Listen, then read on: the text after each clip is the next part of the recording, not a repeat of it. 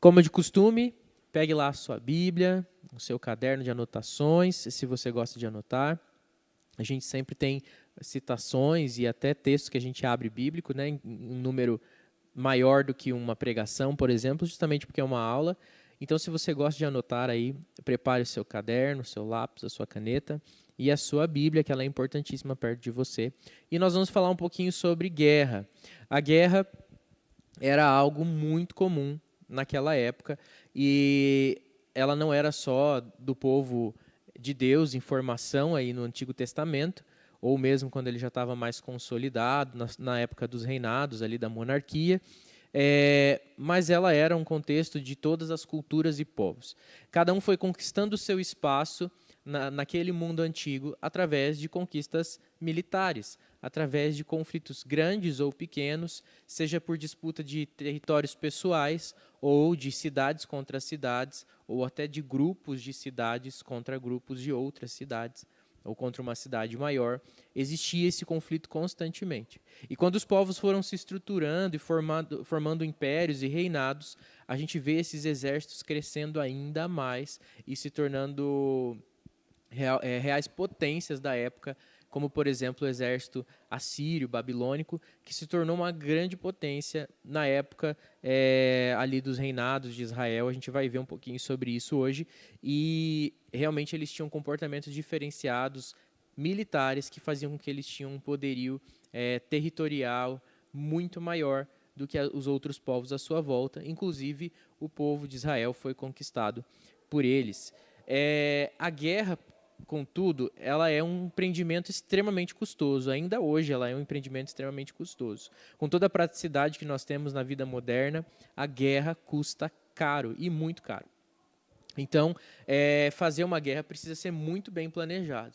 Precisa ser tudo muito bem pensado. Lá no Evangelho de Lucas, Jesus fala sobre isso. Ele fala quem é o rei que, quando vê um exército vindo com um certo número de soldados, não vai calcular os custos para ver se ele, com o seu exército menor do que o outro, é capaz de derrotar aquele exército que vem contra ele.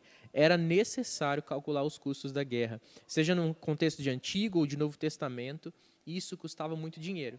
Sem falar que, principalmente num contexto de início de formação do povo de Israel, fazer guerra era tirar mão de obra das cidades, do campo, era ter um gasto grande com armas, com armaduras e proteções, né, uniformes, com os mantimentos no período de guerra, enquanto esses estavam afastados. Então você tinha uma família que perdia força de trabalho e ainda tinha que contribuir com o governo para poder sustentar esses soldados em guerra que poderiam talvez nem voltar, talvez morressem mesmo no período de guerra. Então, os custos eram realmente altos, precisava ser muito bem pensado, uma estratégia muito bem pensada, e povos que eram mais frágeis não podiam se dar ao luxo de perder uma guerra. Uma guerra, apesar de custosa, quando bem empreendida, ela trazia para aquele povo, principalmente no contexto primitivo, de conquista, de ampliação de espaço, trazia para ele garantir um crescimento rápido, né? Conquistar uma cidade para um povo pequeno era algo muito grandioso. Então eles precisavam pensar nesse custo, mas se eles conseguissem esse êxito, havia uma grande expansão, porque essa nova cidade poderia produzir mais coisas, gerar uma proteção maior, evitar futuras guerras. Então era tudo uma questão de estratégia, de realmente pensar nesses custos, nos benefícios e inclusive no custo de vidas que tinha. O povo de Israel teve a sua ascensão de exército e talvez o único momento em que teve realmente um exército formado e bem formado no tempo do reinado de Salomão. A riqueza que Salomão possuía enquanto rei de Israel, permitiu que houvesse um exército profissional, desenvolvido, treinado, que dedicava tempo para isso. Então, as pessoas, ali somente é que os soldados era uma profissão mesmo, né? A pessoa separava a sua vida para ser soldado do povo de Israel e não simplesmente ele se tornava soldado em tempos de emergência, como aconteceu nos tempos anteriores. A partir de Saul e Davi, começa aí uma estruturação, mas é em Salomão que existe essa consolidação do exército mesmo, do povo de Israel.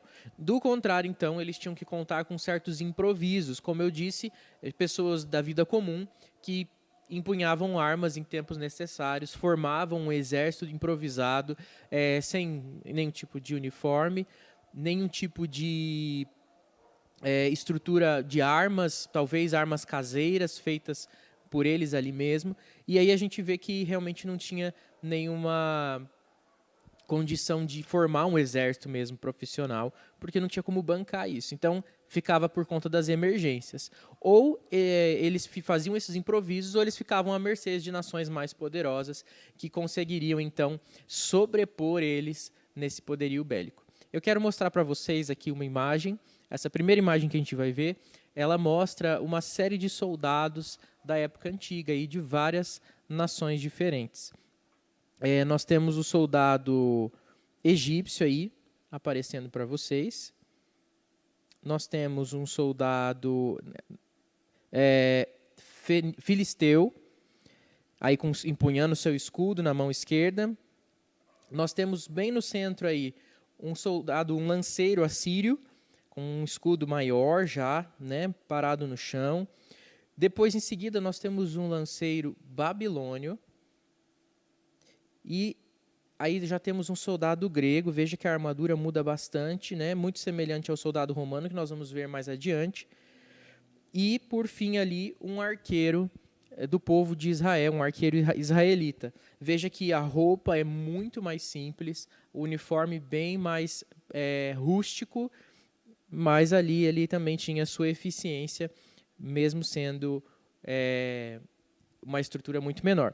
Observe que todos esses povos aí que nós falamos são povos muito desenvolvidos belicamente e, diferentemente de hoje, que o exército de Israel é uma potência no sentido de formação, de preparação e de estrutura, naquela época os israelitas não tinham a mesma estrutura e, como eu disse, só no tempo de Salomão é que houve assim um aprimoramento mesmo do poderio bélico, poderio militar do povo de Israel. Muito bem, voltando aqui então antes da monarquia, antes do período de monarquia, né, dos reis de Israel, nós vemos que todo homem capaz tinha que pegar em armas. Então todo homem que tinha capacidade mental para isso, pegaria em armas quando fosse necessário. Não existia uma regra muito bem formada, geralmente os que fossem acima de 20 anos, mas essa regra valeu mesmo a partir do período monárquico. Mas antes do período monárquico, todo homem, inclusive se fosse bem jovem e fosse capaz, ele teria que pegar em armas para lutar. A gente vê um exemplo muito claro aí no tempo de Abraão. No tempo de Abraão, a gente vê que ele formou um pequeno exército. Pequeno mesmo, assim, né? Em proporção para um homem só, é um grupo grande. Mas quando a gente fala de um povo, 318 homens não é muita coisa. Abra comigo lá em Gênesis capítulo 14. Gênesis capítulo 14, no versículo 14 mesmo, até o versículo 16. Eu vou ler um pouquinho antes, no versículo 12. A cidade de Sodoma, onde habitava Ló, foi invadida. E Ló era sobrinho de Abrão.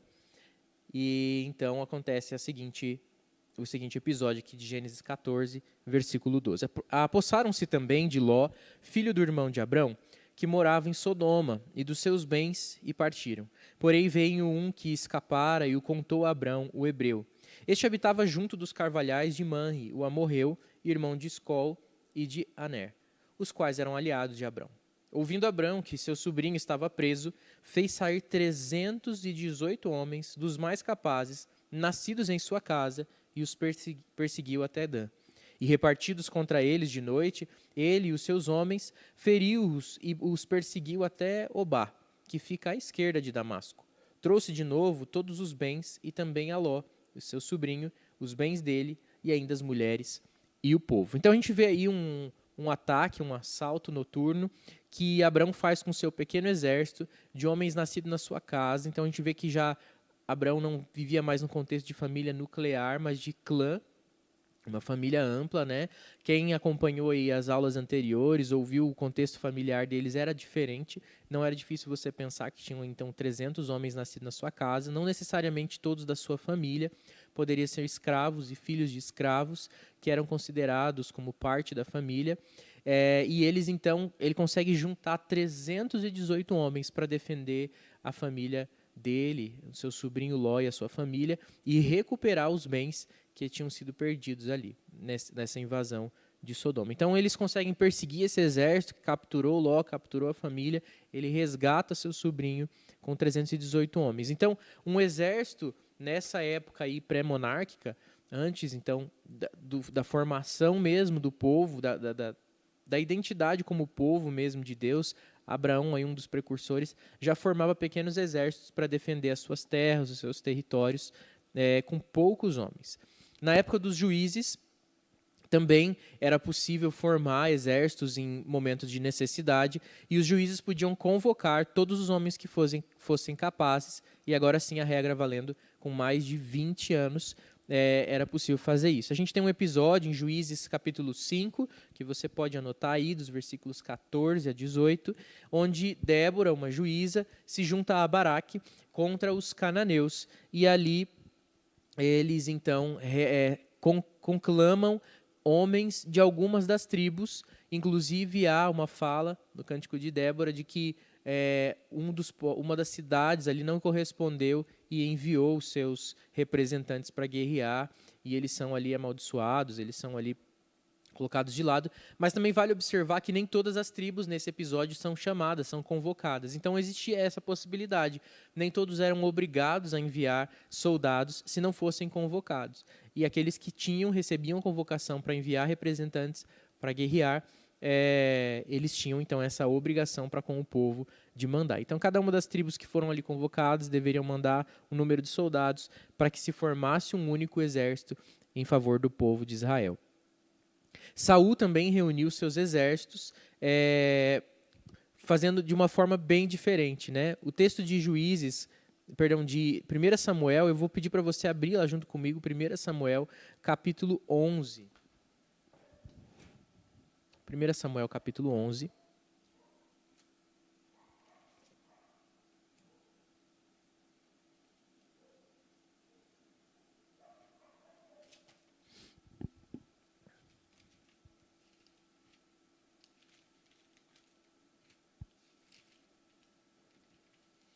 Primeiro Samuel, capítulo 11, nos versículo 7, narra a forma como Saul conclamou o exército das 12 tribos. Ele diz assim: tomou uma junta de bois, cortou-os em pedaços e os enviou a todos os territórios de Israel, por intermédio de mensageiros que dissessem: assim se fará aos bois de todo aquele que não seguir a Saul e a Samuel. Então caiu o temor do Senhor sobre o povo e saíram como um homem só. Então, olha só, Saul, ao conclamar o exército para lutar ao seu lado, ele não mandou cartas, ele mandou pedaços de boi.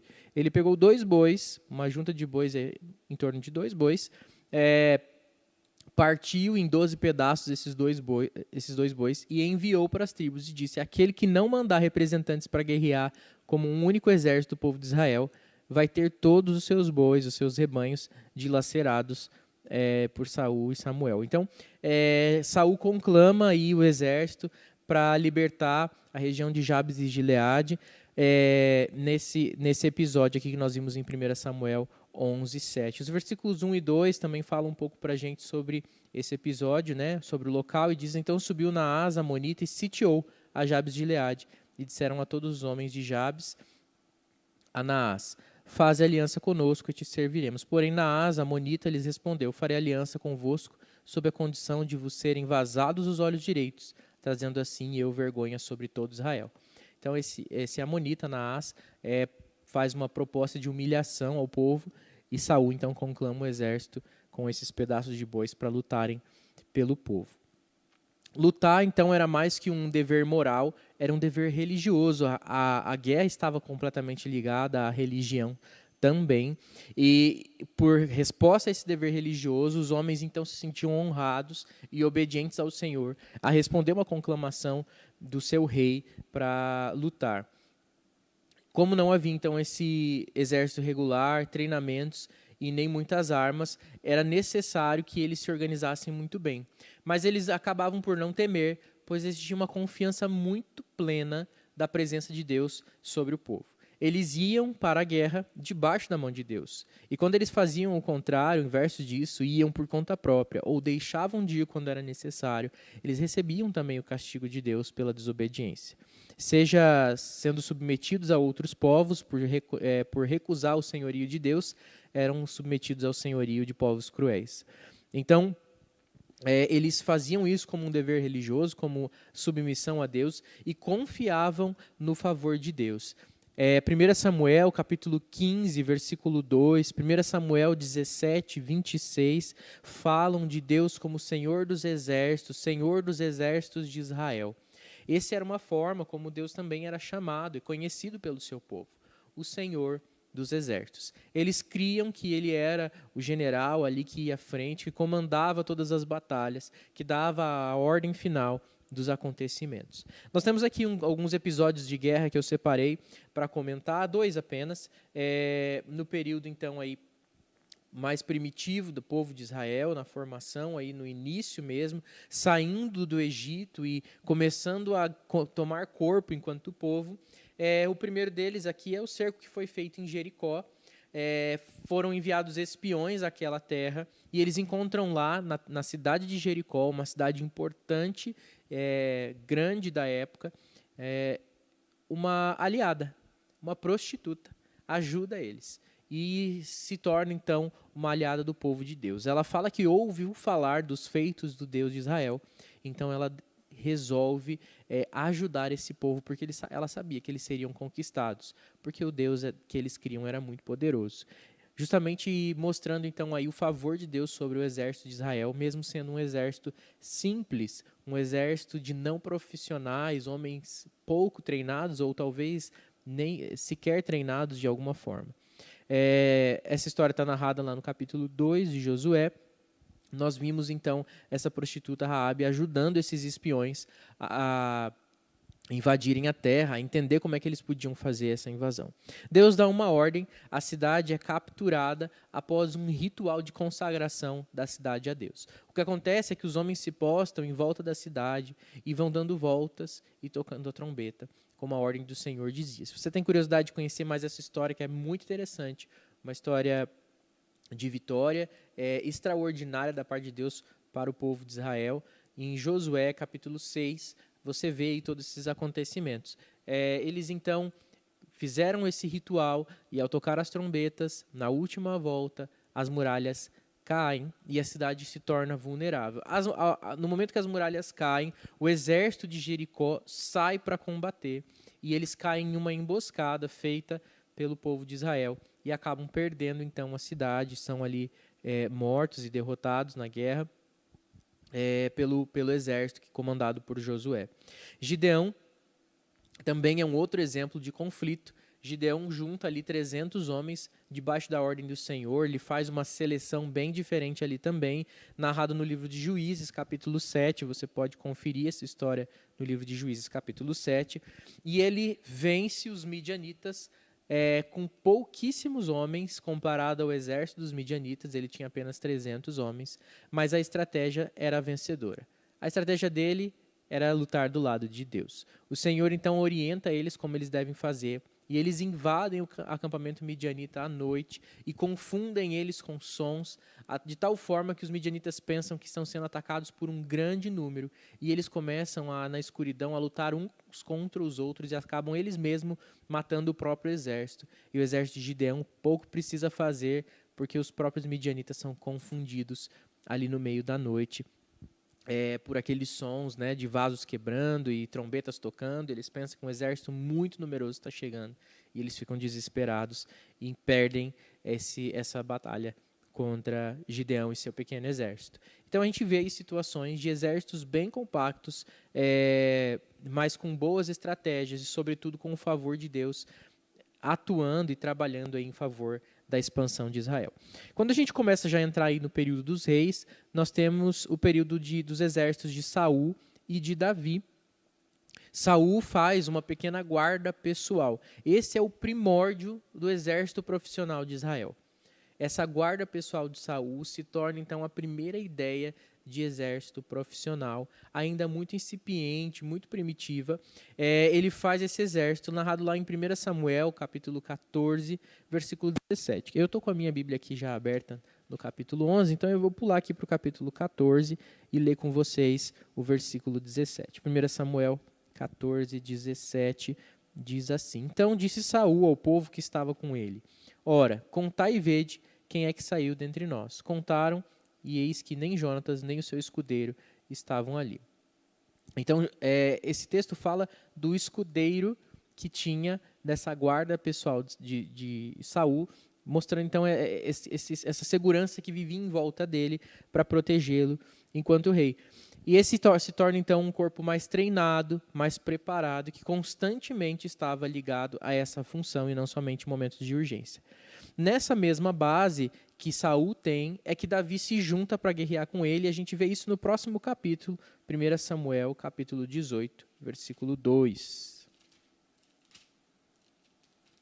Próximo capítulo não, né? 4 capítulos para frente. 1 Samuel 18, 2. Saul, naquele dia, o tomou e não lhe permitiu que tornasse para casa de seu pai. Vou voltar um pouquinho aqui para a gente entender o contexto. Sucedeu que, acabando Davi de falar com Saul, eu estou lendo o versículo 1, a alma de Jonatas se ligou com a de Davi, e Jonatas o amou como sua própria alma. Saul, naquele dia, o tomou e não permitiu que ele tornasse para casa de seu pai. Jonatas e Davi fizeram uma aliança, porque Jonatas o amava como sua própria alma. Despojou-se Jonatas da capa que vestia e deu a Davi, como também a armadura, inclusive a espada, o arco e o cinto. Saía Davi, onde quer que Saul o enviava, se conduzia com prudência, de modo que Saul o pôs sobre tropas do seu exército. E era ele bem quisto de todo o povo e até dos próprios servos de Saul. Então Davi se junta aqui a Saul, esse pequeno exército de Saul, formando uma força aí de defesa, ainda pequena, mas já muito bem treinada, separada, destinada a isso. E isso chama tanta atenção de Saul que ele pede para verificar se existem mais homens capacitados na casa de Davi para fazer esse mesmo trabalho.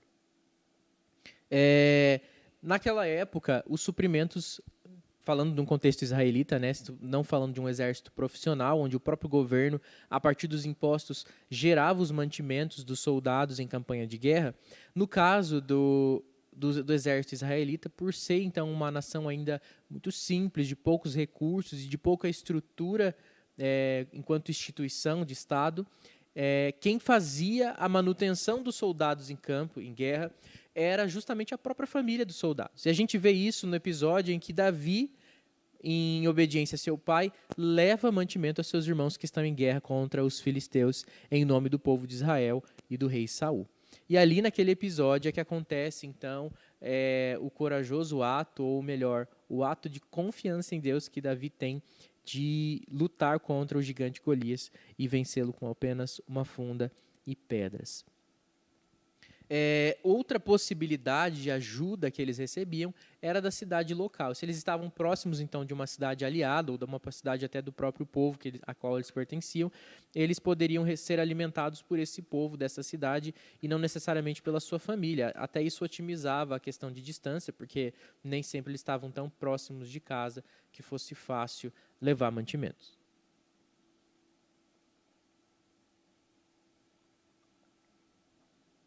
De semelhante modo a Saul, Davi também formou uma guarda pessoal.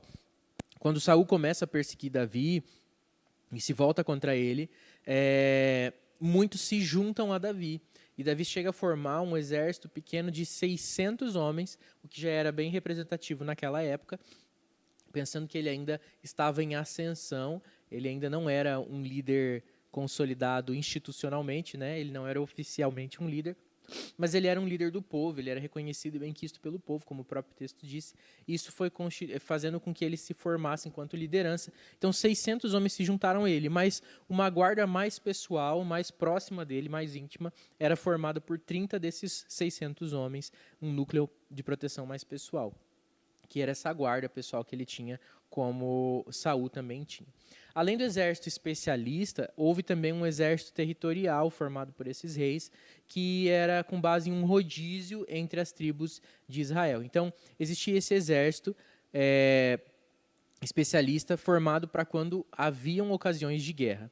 Mas, quando havia necessidade de defender a terra, havia esse exército territorial que ficava ali perto das fronteiras, disponível também em momentos de algum tipo de ataque, de invasão, e era feito um rodízio, porque era um exército só de guarda ali, né, de manutenção, de patrulha, vamos dizer assim. Não era aquele exército que fazia as empreitadas de campanha contra outros povos. Para isso tinha o exército especialista. E ainda que Davi usasse os especialistas, esse exército não era um exército muito grande. Você pensar que uma nação de 12 tribos diferentes tinha ali 600, 700 homens que fossem disponíveis só para a guerra.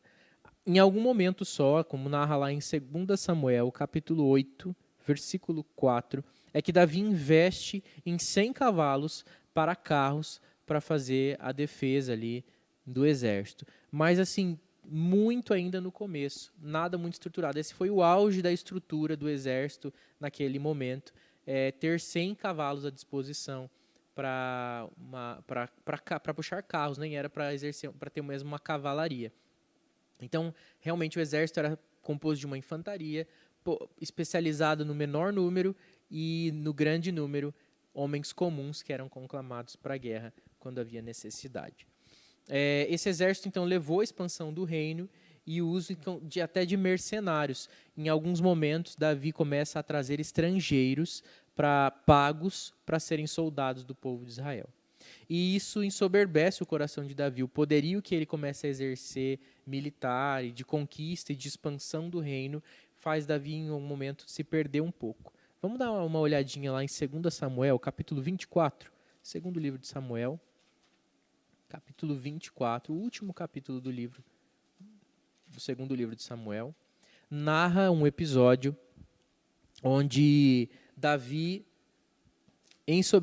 ensoberbecido, pede para que faça uma contagem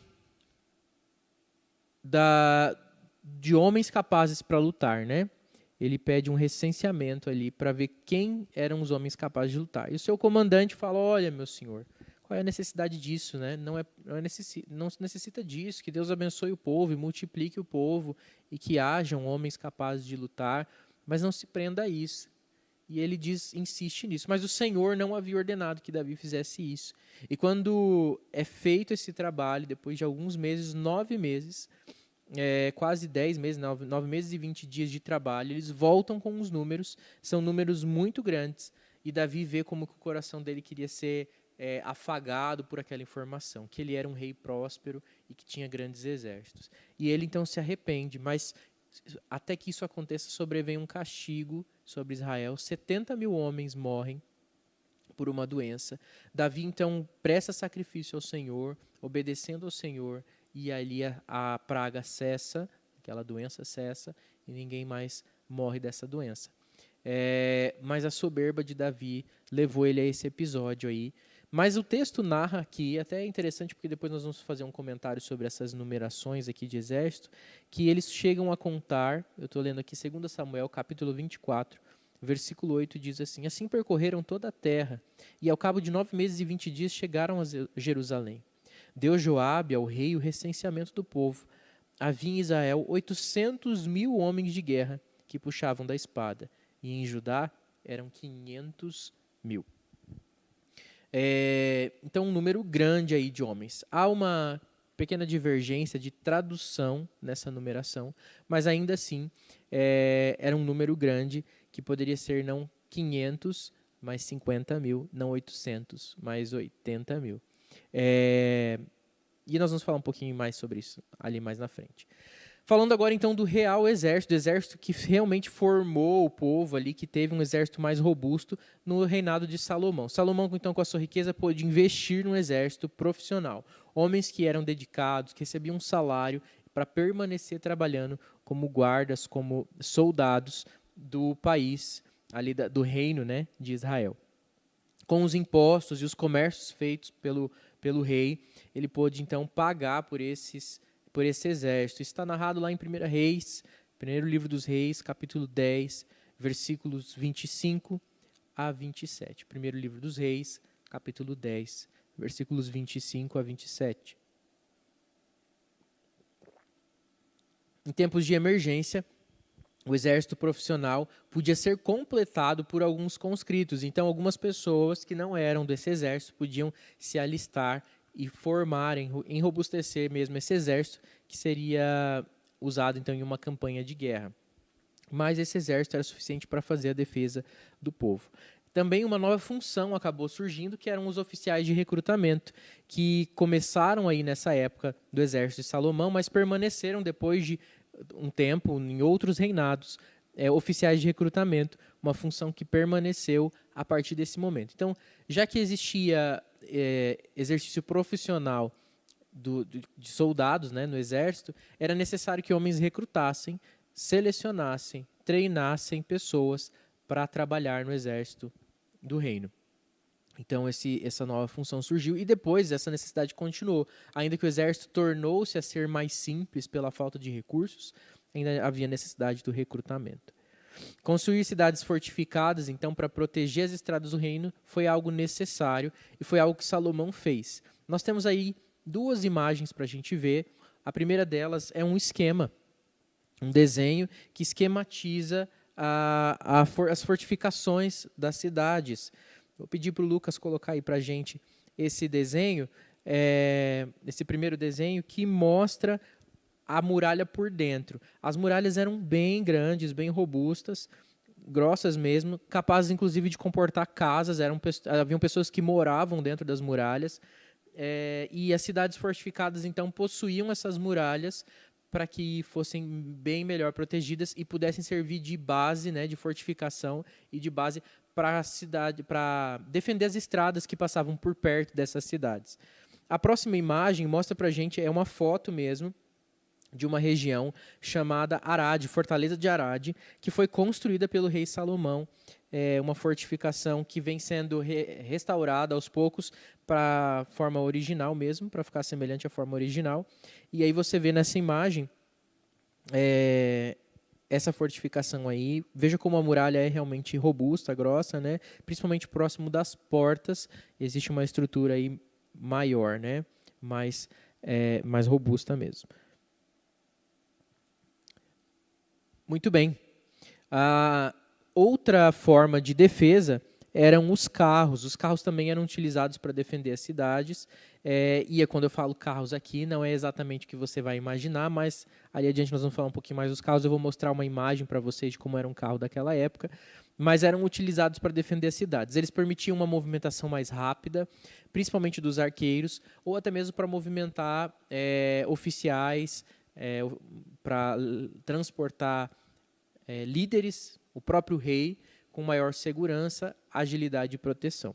Então, os carros eram utilizados tanto no momento de guerra quanto para locomoção aí dos oficiais entre um posto e outro, uma cidade e outra, uma fortificação e outra fortificação. Lá em Deuteronômio, capítulo 20, eu vou pedir para você abrir comigo, Deuteronômio, capítulo 20, nós encontramos algumas regras de recrutamento que foram dadas. Deuteronômio, capítulo 20, nos versículos 5 a 9. Essas regras eram bem seguidas sempre e falavam então a respeito aí daqueles que quisessem se alistar, serem recrutados para participar da guerra. Deuteronômio capítulo 20, versículo 5 diz assim: os oficiais falarão ao povo dizendo: qual homem que edificou casa nova e ainda não a consagrou?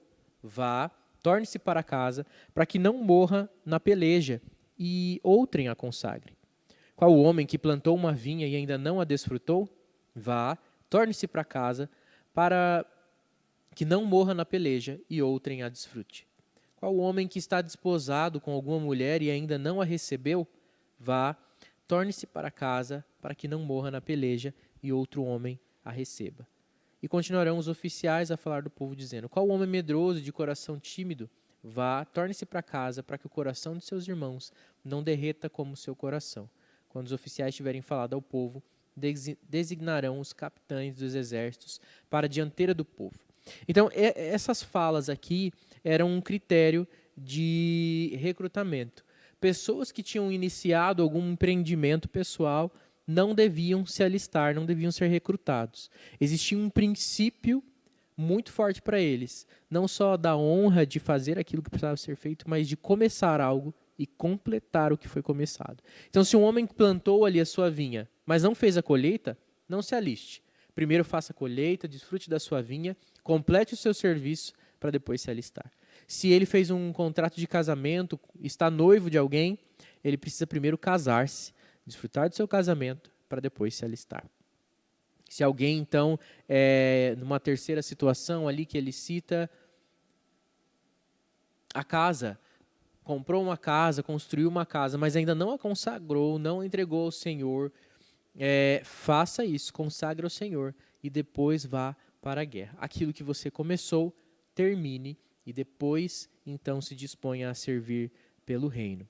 Muito interessante isso, né? Uma lição para nós também, começar o que nós terminamos. Às vezes a gente quer empreender coisas novas e nem concluímos as primeiras que nós iniciamos. E às vezes a gente não conclui nem as novas e nem as antigas, e somos aquelas pessoas que estão acumulados de tarefas interminadas, acumulados de empreendimentos mirabolantes, mas que nunca concretizaram em nada, porque nós deixamos uma coisa pela outra, nos encantamos com uma coisa nova no meio do caminho. E há uma lição na cultura judaica para nós. Comece aquilo que terminou e depois vá guerrear. Novas guerras, né? Vá a novas empreitadas. Com a diminuição, então, da riqueza de Salomão, foi havendo a extinção do exército. Ele não permaneceu com essa mesma força e potência que tinha, com toda essa variedade, inclusive, de formas de luta, de armas, de armaduras, e tudo isso foi diminuindo com a falta de recursos. E no fim da monarquia e nos dias dos Macabeus, os dias dos Macabeus foi justamente o período entre o Antigo e o Novo Testamento. Então, o fim da monarquia e a entrada, a chegada ali do Império Romano, nesse intervalo de tempo, o exército judeu foi reduzido a uma milícia, nada mais do que isso. Eles então lutavam por causas locais, nada grandioso, e na verdade eles mais se defendiam do que propunham uma conquista. Então, o exército realmente definhou com a falta de recursos. E no Novo Testamento a gente já vê que não existe exército algum. Com a chegada do Império Romano, o povo judeu fica completamente submetido ao senhorio romano e não possui exército nenhum. No máximo, uma guarda pessoal de alguns religiosos, mas aqui eu já não falo mais de 300, 600 homens, mas 100 já seria um número muito exagerado. Então, o exército mesmo passa a não existir, a ficar a quase nível zero, porque o exército predominante agora ali sobre o povo no Novo Testamento é o exército romano, que exerce poder sobre esse povo. O povo judeu, né? Então, é curioso perceber que os judeus, então, por serem um exército mais frágil, eles fazem uso da geografia para poder conseguir sobrepor seus inimigos, né? Eles contavam com o favor de Deus, mas também com estratégias. Claro que o favor de Deus é muito mais importante que as estratégias, mas as estratégias dadas pelo próprio Deus. Então eles faziam cidades fortificadas em cima de montes, onde eles tinham visão privilegiada, privilégio de ataque, por exemplo, né? Muito mais difícil você atacar de baixo para cima com um arqueiro ou mesmo com uma infantaria do que quem está olhando de cima para baixo, tem maior alcance, maior distância e consegue atacar com muito mais eficiência. E até isso levou a uma falsa compreensão, enganosa compreensão e nomeação de Deus como Deus dos montes. Lá no primeiro livro dos Reis, capítulo 20, 23, havia um falso entendimento que Deus era o Senhor dos montes, mas nas planícies era como se ele não agisse tão bem, como se ele não fosse eficiente. Um engano, né? Um engano porque o nosso Deus age em toda e qualquer situação. Há mais uma figura aí, uma maquete da fortaleza de Meguido. A fortaleza de Meguido foi uma fortaleza também construída pelo rei Salomão e ela é toda murada, toda fortificada. Existe aí só essa maquete, né? Ela não existe mais hoje.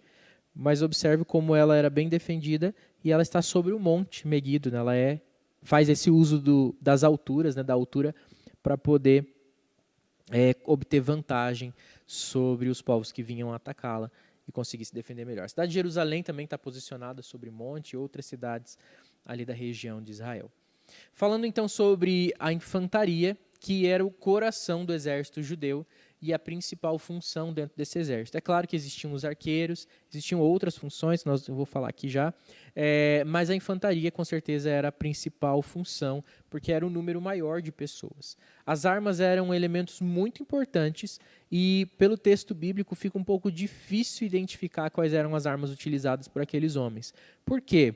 Porque os nomes colocados ali na Bíblia, né, a tradução às vezes é complicada, então a gente não sabe exatamente todas as armas, mas é possível sim perceber, e as próprias escavações e achados arqueológicos permitem que a gente consiga entender um pouco desse contexto das armas. Mas com certeza elas eram simples, mais primitivas, a não ser aí nos tempos de Salomão, que a gente viu um exército muito mais bem formado.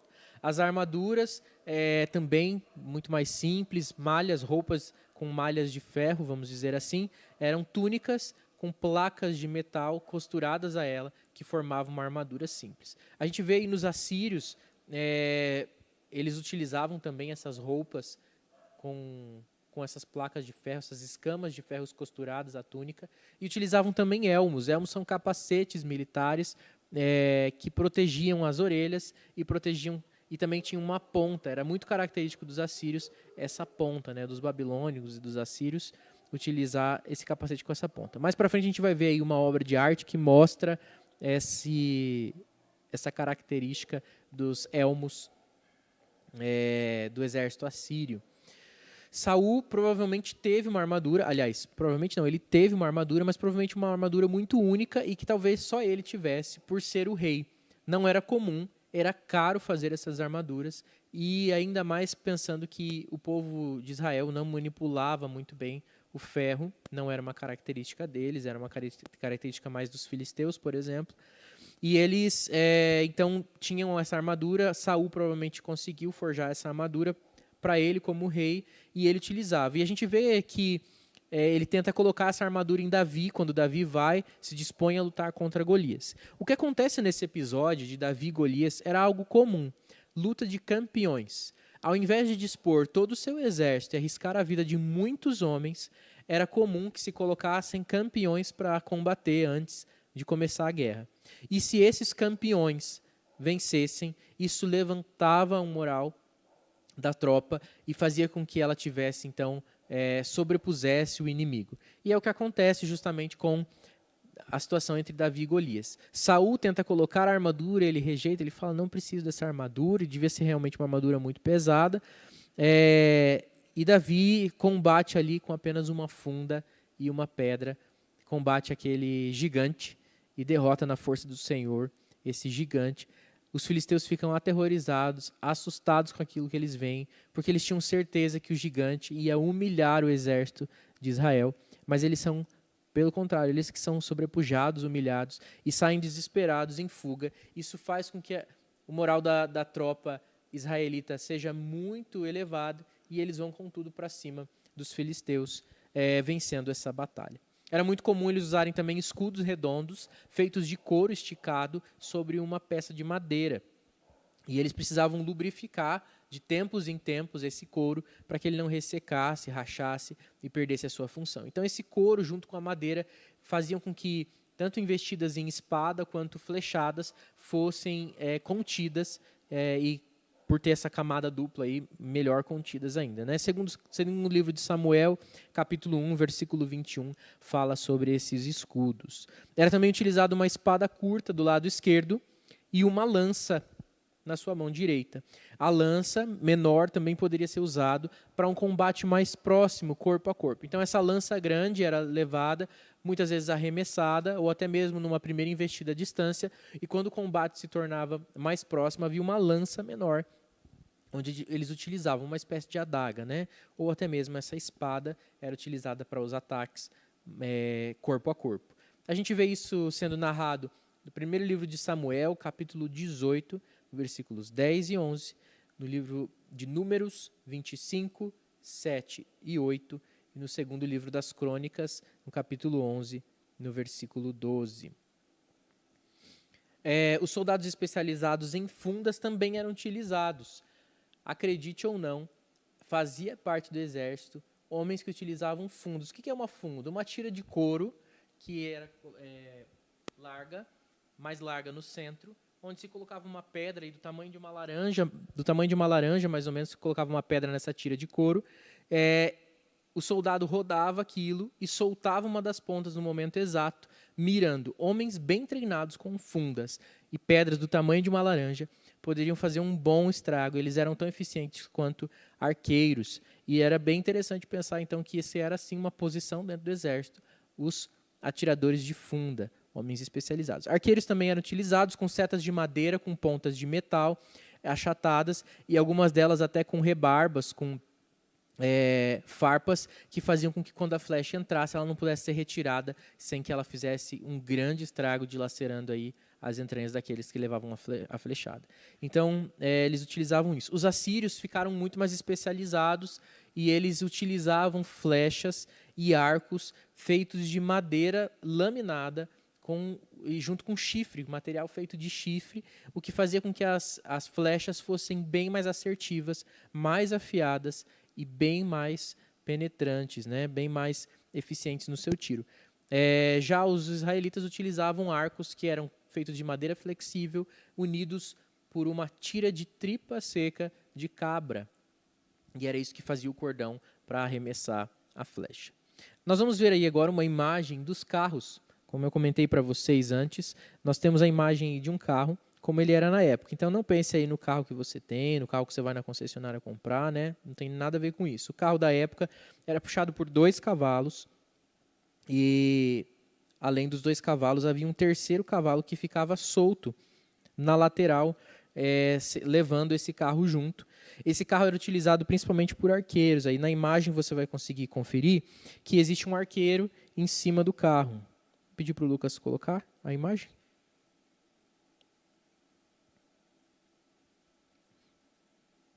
A imagem anterior ainda, Lucas. Por favor. Não é essa não, é um rapaz em cima de um cavalo aí.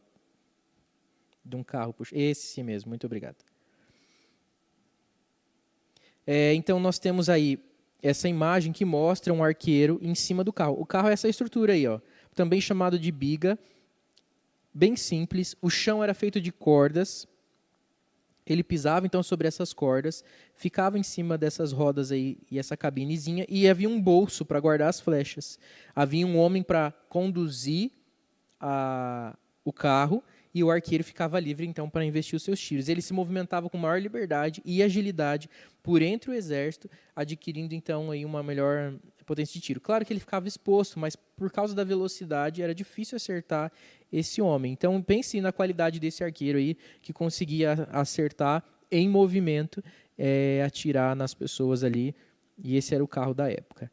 2 cavalos atrelados ao carro e um cavalo lateral. Aí como é um desenho representativo, né, a gente não vê esse terceiro cavalo aí, porque também havia essa forma aqui, mas a forma que Israel usava era essa que eu falei para vocês. Os assírios começaram a utilizar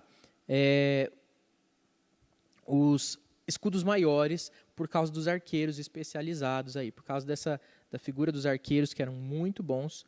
Eles começaram a aumentar o tamanho dos escudos, e o rei Uzias também fez algo similar em Jerusalém, mas ele postou esses soldados com os seus arcos e flechas e esses escudos nas muralhas, o que fez uma maquinaria pesada de atirar flechas de cima das muralhas. Eles ficavam bem defendidos, bem protegidos e podiam atirar com maior tranquilidade contra os inimigos que chegavam.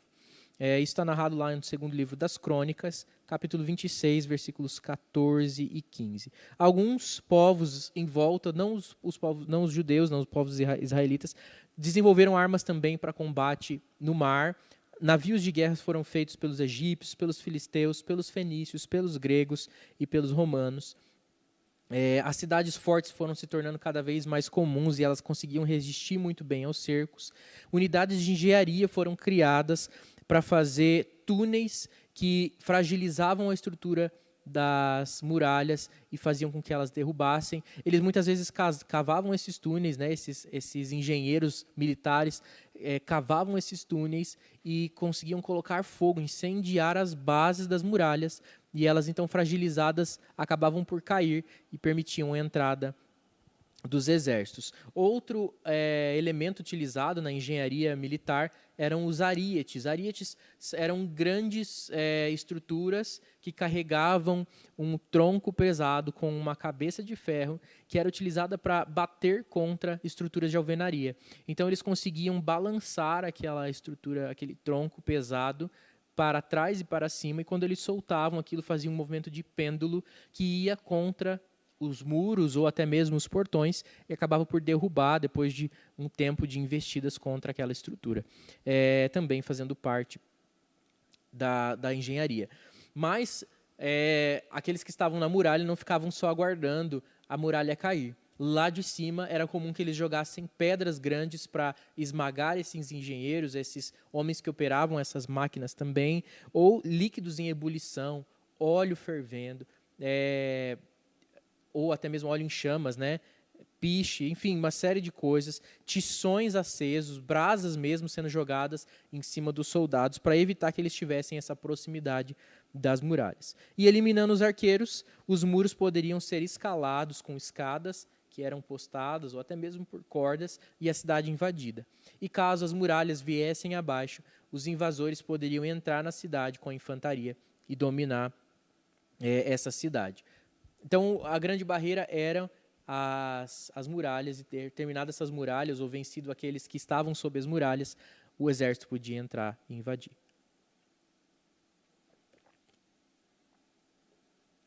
As campanhas de guerra aconteciam, então, nos períodos de maior fartura de alimento e também onde as condições climáticas favoreciam. Era possível que eles tivessem que interromper uma campanha de guerra por falta de alimento ou até por intempéries, né, por um clima muito difícil. O exército judeu era composto de uma administração central, ou seja, um grupo ali central, rodeada por 4 divisões e precedida por uma guarda avançada. Era essa estrutura que eles utilizavam para atacar. Então, o exército principal ficava protegido bem no meio dessas 4 divisões e vinham à frente de todas dessas 4 divisões que cercavam a administração central, uma guarda grande avançada. Isso está descrito lá em Números, capítulo 2. Não havia nenhum tipo de declaração de guerra, bastava entrar no território inimigo e a guerra era já entendida como declarada. Antes de guerrear, havia uma conferência, e essa conferência eles discutiam a possibilidade de rendição ou de escravidão, ou até mesmo algum tipo de barganha para que a guerra não acontecesse. Se alguma das partes não concordasse, a guerra iniciava imediatamente, e essa conferência, então, tinha o seu fim sem sucesso de acordos de paz, né, ou, na verdade, acordos de escravidão. Os acordos sempre favoreciam aqueles que estavam chegando e tinham força. E cada um devia perceber ali na estratégia se poderia ceder ou se deveria morrer. Era comum, então, que o exército invadido cortasse o suprimento de água da cidade e também, por fazer o cerco, não permitia que alimentos entrassem na cidade. A cidade podia ser vencida por um cerco bem feito, que conseguisse resistir com mantimentos do lado de fora, e por uma cidade enfraquecida pela falta de água e mantimentos. Existem diversas histórias de cidades que permaneceram firmes porque tinham muitos mantimentos, mas também de cidades que caíram porque não resistiram, não tinham como se manter por um longo período e os cercos eram eficientes. A guerra podia ser frustrada, então, pela resistência dessa cidade, pelo mau tempo ou pela chegada de ajuda de outras partes, ou ainda de doenças que afetavam o exército invasor e eles precisavam retornar e a guerra se frustrava. E às vezes precisavam retornar para voltar num período posterior, mas ainda assim havia todo o prejuízo e o gasto que aquele cerco mal sucedido tinha se formado. Se o cerco obtivesse sucesso, as mulheres e as crianças eram escravizadas, todos os homens eram mortos, a cidade era saqueada e queimada por completo. Essa era a prática comum. Os assírios eram os que faziam isso com maior crueldade, e eles realmente levavam os seus líderes, os líderes das cidades invadidas, para a porta da cidade, para que eles fossem torturados, os olhos arrancados e eles queimados vivos. Era um processo de humilhação muito intenso. Então eu quero lembrar você que os assírios atacaram Jerusalém e levaram o povo cativo. Eles passaram por todo esse processo. Homens mortos, a não ser aqueles que foram selecionados para levar, para servir na Síria. Mulheres e crianças escravizadas, cidade completamente destruída. Aquela imagem, Lucas, por favor, que você tinha colocado antes, que mostra uma arte assíria. É um relevo em pedra, uma pedra, que demonstra para a gente como que era essa cena de guerra terrível. Não sei se você consegue entender aí comigo esse relevo que aparece. Ele tem aí soldados, na verdade, melhor dizendo, são escribas, cercados de árvores atrás deles lá, e observe no chão, aos pés dos escribas, o que aquilo são. São cabeças, rostos barbados, somente as cabeças. Era assim que eles faziam a contabilização dos mortos. Eles recebiam, os escribas que faziam registro de guerra, recebiam as cabeças dos mortos, e eles contavam os mortos pelas cabeças. Tamanha crueldade do exército assírio. Então, quando eles dominavam pela humilhação também. Uma outra imagem que tem aí, é uma imagem de um cerco, é uma ilustração, né, de um assalto assírio à fortaleza israelita de Laques. Exatamente essa aí, Lucas, obrigado. Essa imagem mostra, então, o exército assírio se aproximando dessa cidade fortificada de Laques, dos israelitas, e ela, então, é uma ilustração que demonstra esse ataque aí. Observe como isso acontecia e quão desesperador poderia ser.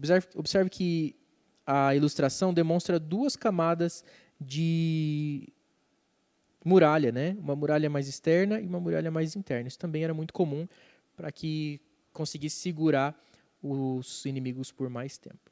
Para a gente ir finalizando já, o último tópico que a gente tem aqui, os dois últimos, né? É a guerra e a religião. A guerra e a religião eram elementos inseparáveis.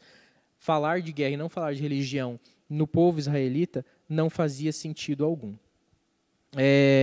Os judeus tinham Deus como Senhor dos exércitos, e isso era muito claro para eles, né? Números capítulo 21, versículo 14, fala do livro das guerras do Senhor. Ali eles narravam as guerras, porque as guerras eram dirigidas por Deus. Antes das guerras, os homens faziam um processo de purificação, um ritual de purificação, inclusive com abstenção sexual e outras práticas que eram exigidas. Isso está descrito lá no segundo livro de Samuel, capítulo 11, versículo 11. A campanha começava com um ato de adoração, escrito lá em 1º livro dos Reis, capítulo 8, versículo 44, e uma resposta dos membros das forças a essa adoração. E a gente tem como exemplo o Salmo 20, cantado pelos soldados na hora da guerra. Então eles se preparavam para a guerra em adoração ao Senhor, porque eles iam para a guerra em nome do Senhor. Eles não faziam isso por si só. O próprio grito de guerra era um grito espiritual. Gideão, quando ataca o exército midianita à noite, os homens gritam pelo Senhor e por Gideão. Esse grito remetia, então, quem é que coordenava eles. Sobretudo o Senhor e abaixo dele Gideão comandando o exército.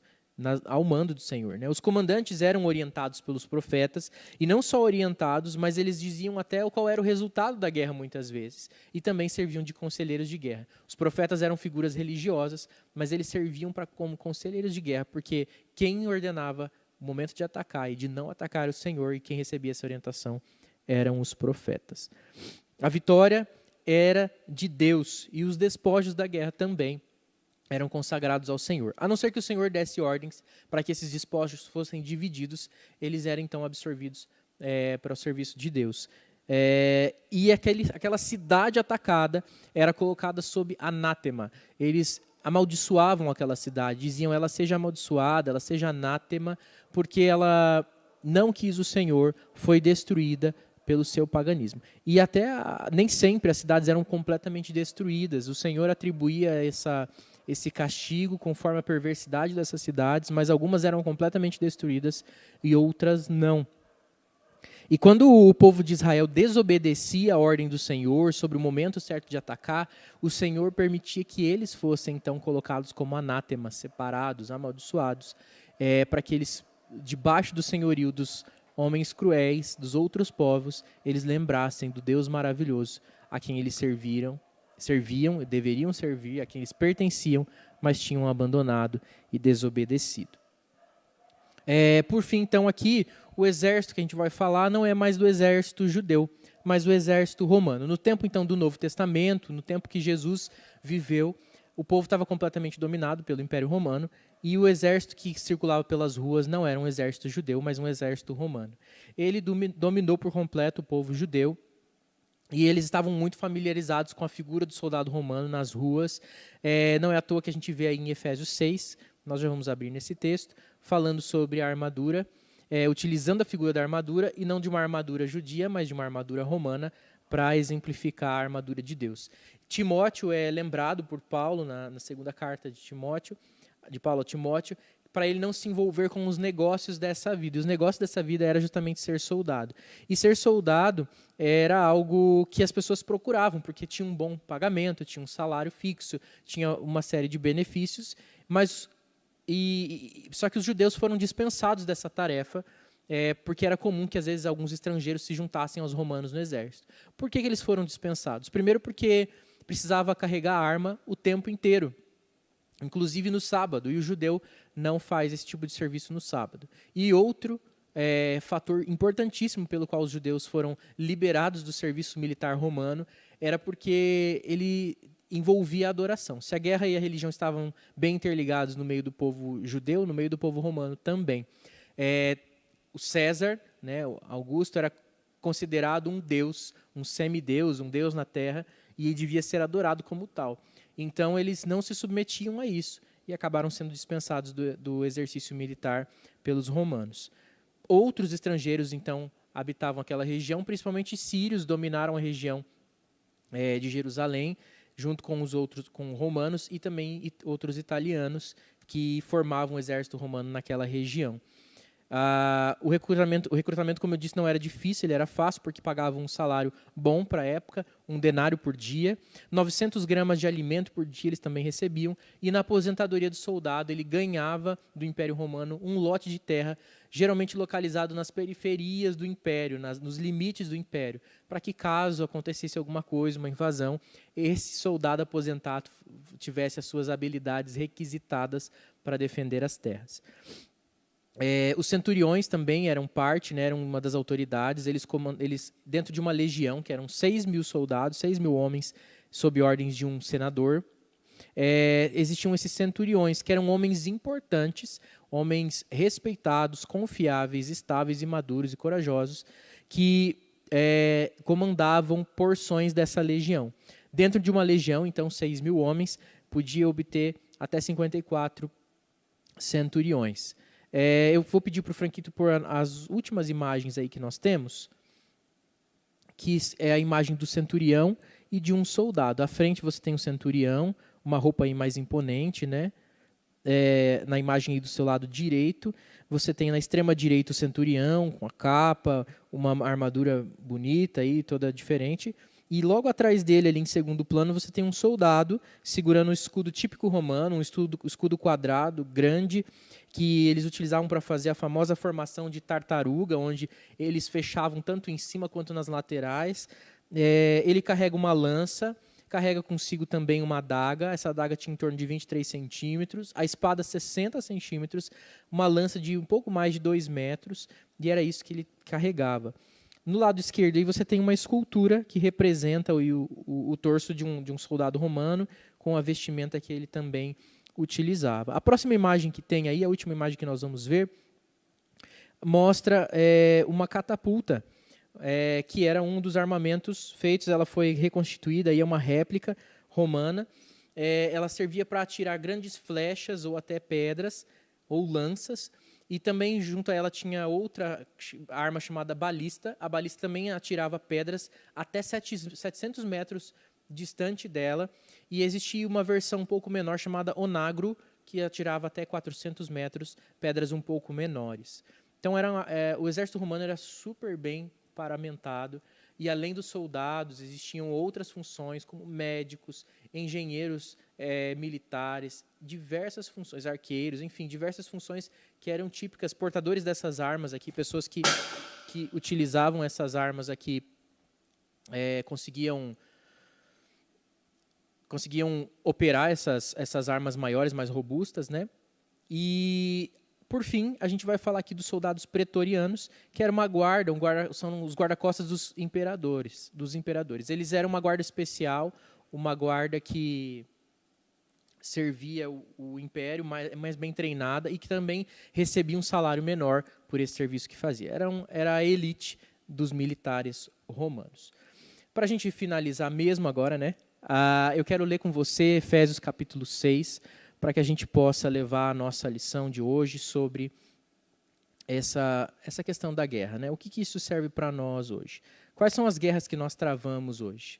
Não são guerras, com certeza não são guerras físicas, onde nós precisamos combater com armas físicas que machuquem, que dilacerem o corpo das pessoas, mas há uma guerra espiritual sendo travada. E Efésios capítulo 6, versículo 10, fala para a gente: quanto ao mais, sejam fortalecidos no Senhor e na força do seu poder. Vistam-se de toda a armadura de Deus, para poderem ficar firmes contra as ciladas do diabo, porque a nossa luta não é contra o sangue e a carne, sim contra os principados e potestades, contra os dominadores deste mundo tenebroso, contra as forças espirituais do mal nas regiões celestes. Portanto, tomem toda a armadura de Deus, para que possam resistir no dia mau, e depois de terem vencido tudo, permaneçam inabaláveis. Estejam, pois, firmes, cingindo-vos com a verdade e vestindo a couraça da justiça. Calçai os pés com a preparação do evangelho da paz, embraçando sempre o escudo da fé, com o qual podereis apagar todos os dardos inflamados do maligno. Tomai também o capacete da salvação e a espada do Espírito, que é a palavra de Deus, com toda oração e súplica, orando em todo o tempo no Espírito. E para isso, vigiando com toda perseverança e súplica por todos os santos e também por mim, para que me seja dado no abrir da minha boca a palavra para com intrepidez fazer conhecido o mistério do Evangelho, pelo qual sou embaixador em cadeias, para que em Cristo eu seja usado para falar como me cumpre fazê-lo. Nós devemos ouvir aqui a recomendação de Paulo e nos revestirmos da armadura de Deus. Lutarmos contra aquilo que realmente é o mal.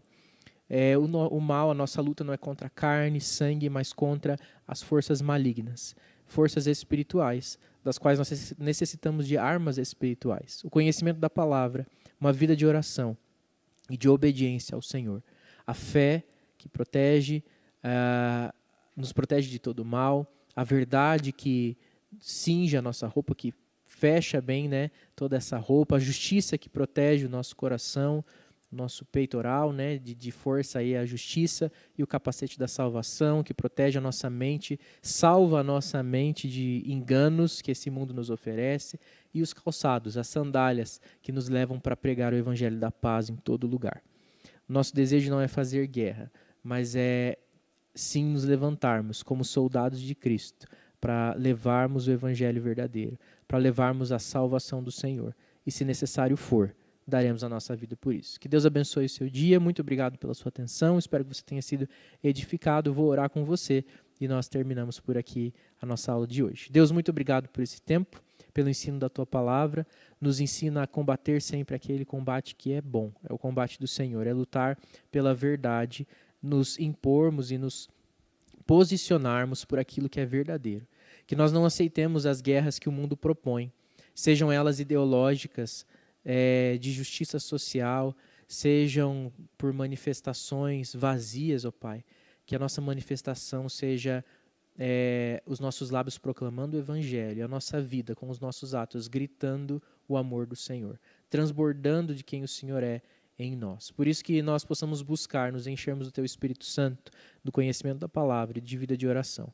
Nos ajuda, Deus, nesse desafio diário, nessa batalha que nós lutamos durante toda a nossa vida.